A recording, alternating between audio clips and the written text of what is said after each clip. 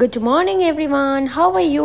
হ্যাঁ আমি আজকে অনেক দিন পর আমি ব্লগে আসলাম। কি করবো বলো, রোজ ব্লগ করার ইচ্ছে হয় কিন্তু হয়ে ওঠে না, কিন্তু এখন থেকে ইচ্ছে আছে রেগুলার ব্লগ। সো আমি সকাল সকাল উঠে পড়েছি কলেজ যাওয়ার জন্য। চলো আজকে আমি তোমাদেরকে শেয়ার করবো আমার কলেজে সারাটা দিন কিভাবে কাটে। তো চলো ফটাফট ফ্রেশ হয়ে নি, তারপর আবার রেডি হতে হবে। জানো তো এখন dance, acting, comedy videos, blogs কিচ্ছু করা হয় না, কারণ সকাল থেকে সন্ধ্যা অবধি আমি কলেজে থাকি। তারপর বাড়ি এসে আমি ভীষণ টায়ার্ড হয়ে যাই, তখন আর কিছু করার এনার্জি থাকে না। তারপর ভেবে দেখলাম কেয়াস নিত্যম চ্যানেলটা চালাতে পারছি না, বাট ব্লগিং তো করতেই পারি, তাই এখন থেকে ট্রাই করবো প্রায়শই ব্লগ দেওয়ার। সো তোমাদের সাথে কথা বলতে বলতে আমি রেডিও হয়ে গেছি। সত্যি কথা বলতে আমার কলেজ ড্রেস পরতে ভীষণ ভালো লাগে। অনেকে বলবে আউট ড্রেসই ভালো, বাট আমি বলবো কলেজ ড্রেস ইজ বেস্ট। স্কুলেও কিন্তু আমি স্কুল ড্রেস পরতে ভীষণ ভালোবাসতাম, কলেজ ড্রেসে কিন্তু নিজেকে আলাদাই স্মার্ট লাগে। কার কেমন লাগে জানি না, তবে আমি ভীষণ ভালোবাসি কলেজ ড্রেস পরতে। তো চলো খাওয়া দাওয়া কমপ্লিট, আর একটু সাজুগুজু করে নিলাম। তো এবার আমি জলটা ভরেই বেরিয়ে পড়বো। আমাকে কলেজের জন্য 1.5 ঘন্টা আগে বেরোতে হয়, কারণ আমার কলেজ যেতে লাগেই 1 ঘন্টা।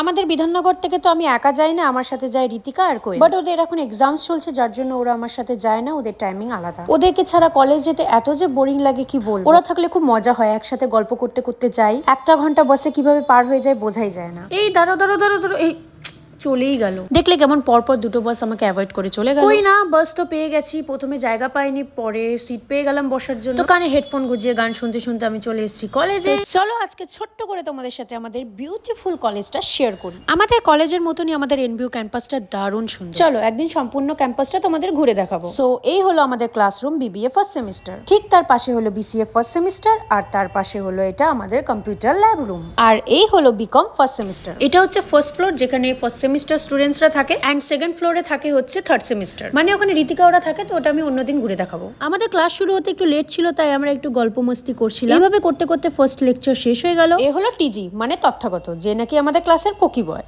and she is my friend Muskan, and they are also my classmates and sweet friends.